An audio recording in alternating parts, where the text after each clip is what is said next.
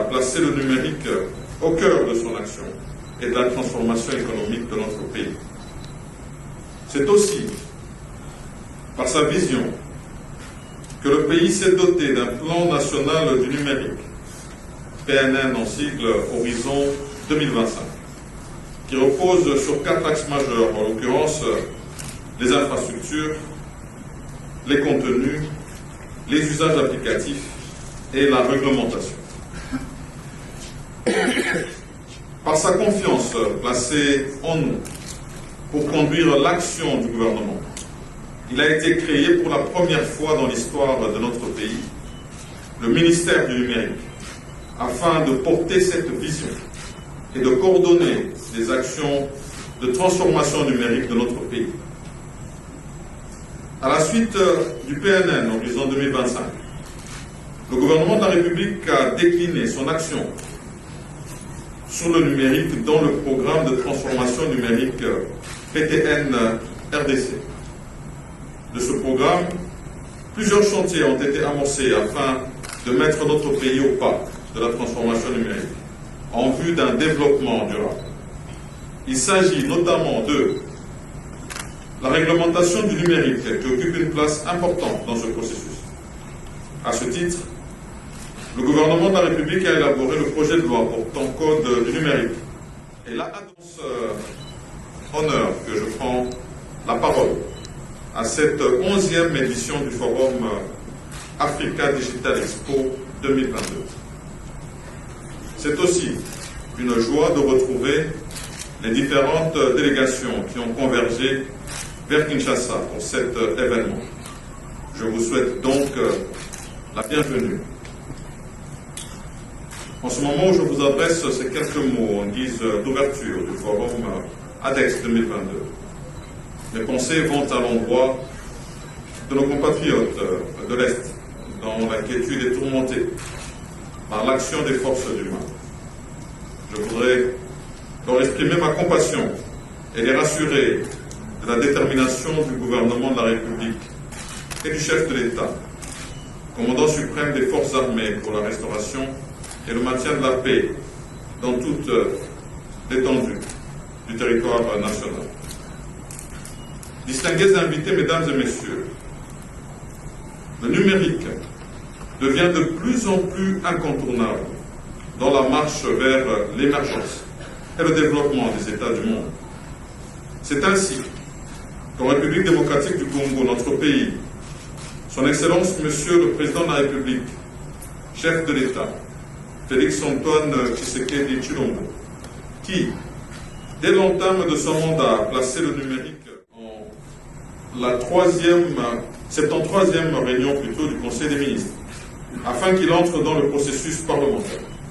C'est ici l'occasion pour moi de féliciter et d'encourager Monsieur le ministre du Numérique pour tous les soins apportés à ce projet. Il y a lieu également d'évoquer la marche vers l'identité numérique à travers la mise en place d'un cadre de mutualisation des actions de recensement, d'enrôlement et de l'identification de la population, afin de doter le pays d'un fichier général de la population à travers notamment la mise en place d'un identifiant unique, socle des services numériques de confiance. Aussi, le gouvernement de la République est de plein pied pour la mise en œuvre du système de traçabilité des produits et des échanges par la technologie code à barres, après l'acquisition du préfixe 605. Le travail d'implémentation touche en effet à son terme. Il y a lieu également de relever les efforts que fournit le gouvernement pour la lutte contre la fracture numérique, en relevant le défi de la connectivité à travers l'intensification des travaux de déploiement de la fibre optique et de la couverture en électricité et infrastructures de base en milieux locaux et périurbains. Vous présentez votre nom. D'accord. Alors, je m'appelle Tonwi Julien Malo du Burkina Faso. Je suis le directeur général de la société Afrique Lornia, qui est experte en tout ce qui est transformation digitale. Nous sommes un accélérateur de croissance numérique au Burkina Faso. Et comment votre société va contribuer au développement du numérique en Afrique, l'espoir numérique en Afrique? D'accord.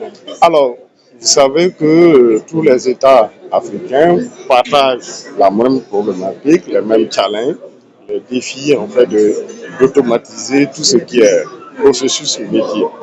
Alors, nous, notre intervention, c'est de pouvoir apporter des solutions du moment qui vont faciliter le quotidien des utilisateurs, notamment de type gouvernemental.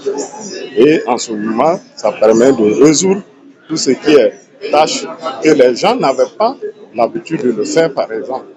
Aujourd'hui, quand vous prenez au Burkina Faso, on avait l'habitude, par exemple, de certifier des semences améliorées. On prenait 3 mois pour certifier une semence améliorée. Aujourd'hui, en 96 heures, vous avez une semence qui est certifiée bonne, qui permet de commercialiser ou qui permet de consommer, par exemple. J'ai dit une autre chose, par exemple, tout ce qui est collecte des impôts. Et au Burkina, on a une solution, par exemple, qui a été développée par nous, qui permet d'imposer tout le secteur informel. Vous savez que le secteur informel, ce sont des contribuables de type ambulatoire qu'on n'arrive pas à maîtriser.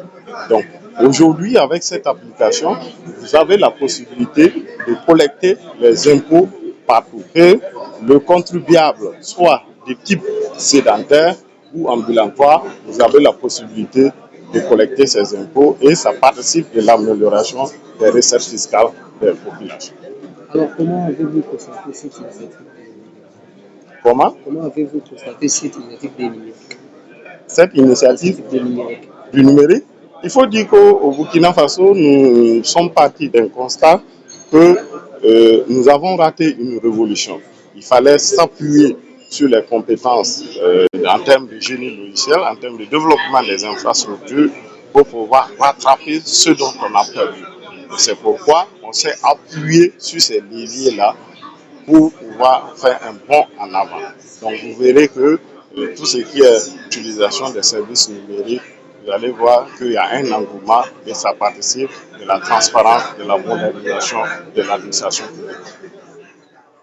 Moi, c'est Rémi Tsikou. Je représente la compagnie Banakin Technologies LLC. Nous sommes basés aux États-Unis, à Houston, dans l'État du Texas. Comment avez-vous trouvé cette opportunité numérique digitale? Bon, le Africa Digital, c'est un expo qui est très important pour nous parce que ça parle de la numérisation, l'amélioration de nos infrastructures numériques. Et donc, il y a des opportunités pour contribuer au développement du pays en matière de numérisation. Alors, vous avez posé une question très capitale à l'intérieur face à Huawei. Oui. Pourquoi vous avez trouvé dans iPhone plusieurs langues? Oui. Huawei qui œuvre en RDC, il n'y a pas de langue nationale. Oui, c'est un problème énorme pour nous. Les langues nationales, c'est le patrimoine du Congo. Et quand nous avons cette pénétration dans les zones rurales, on doit absolument avoir accès à ces langues nationales. Mais il n'y en a pas pour le moment. Je voulais savoir pourquoi. Et ils m'ont donné des raisons qui étaient quand même pertinentes. Mais il y a certaines choses qu'ils ont dit qui n'avaient pas de pertinence.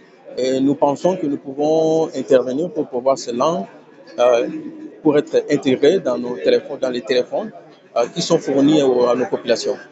Est-ce que vous attendez à la clôture de ces assises? Bon, j'attends d'abord comprendre quels sont les problèmes, qu'est-ce que ces panélistes présentent, quels sont les challenges du pays et je regarde plutôt vers le futur. Qu'est-ce qu'on peut faire nous en tant que Congolais et certains d'entre nous qui avons certaines ressources, qu'est-ce qu'on peut faire pour intervenir et contribuer au développement du pays en matière de numérisation. Dans notre question, vous, dans votre entreprise, qu'est-ce que vous avez fait pour le Congo? Bon, nous créons des logiciels, applications web mobiles. Pour le moment, nous avons un projet de e-commerce sur lequel nous travaillons et nous comptons apporter d'autres solutions pour le développement du pays. Tous les talents congolais, si par exemple on a une solution et on pense que ça peut aider les gouvernements, il faudrait être au moins à même de présenter la solution, mais aussi nous appelons aussi nos gouvernants pour qu'ils puissent aussi considérer l'expertise locale dans la transformation numérique. Parce que nous avons des talents dans les pays, mais peut-être des talents qui ne sont pas identifiés.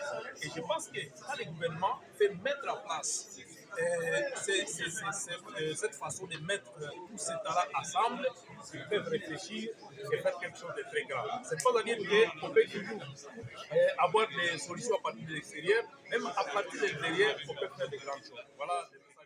Nous mettons en place des répertoires fiables, nous numérisons la chaîne des recettes.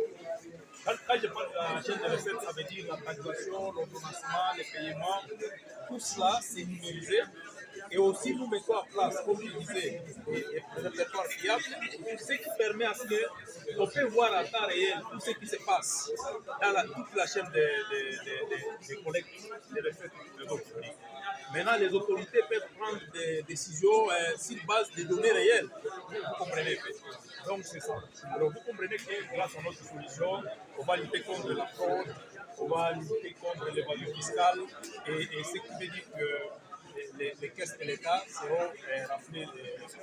Et déjà, à quel niveau êtes-vous déjà?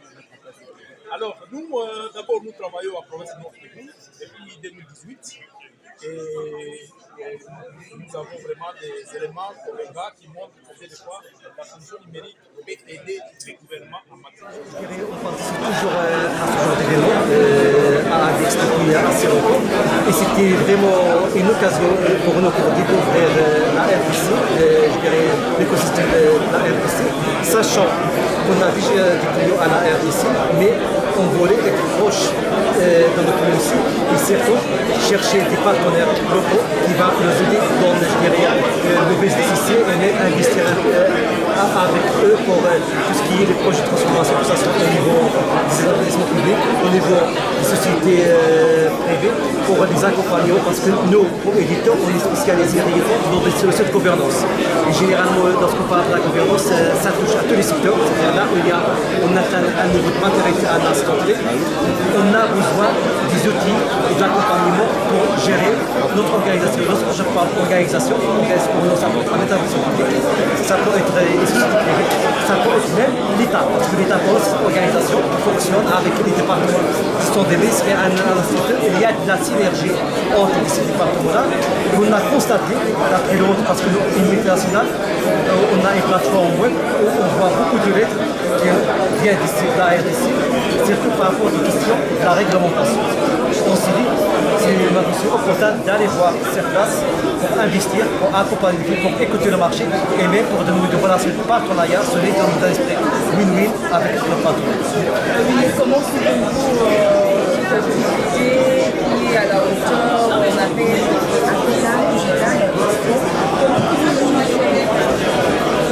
moi je dirais, lorsque je compare, je dis on est multinational, on est aux États-Unis, en Europe, en Asie, tout ça. On participe toujours à ces genres d'événements. Et effectivement, ce que je constate, ça fait plaisir maintenant de voir ça au niveau du continent africain. On a arrivé à un certain niveau, je dirais, un certain niveau de maturité pour, je dirais, rassembler tous les acteurs de l'écosystème du numérique pour le bien de notre travail. Parce qu'actuellement, si je prends un chiffre, on a constaté que 65% des PIB à l'échelle mondiale pour l'année 2020 se base sur l'économie numérique. Et ça fait plaisir de se rencontrer, échanger. Je ne trouve aucune différence par rapport aux événements qu'on assiste aux États-Unis ou bien en Europe. C'est la même chose, on est à la hauteur des autres points du monde par rapport aux numériques. C'est bon? Merci à vous.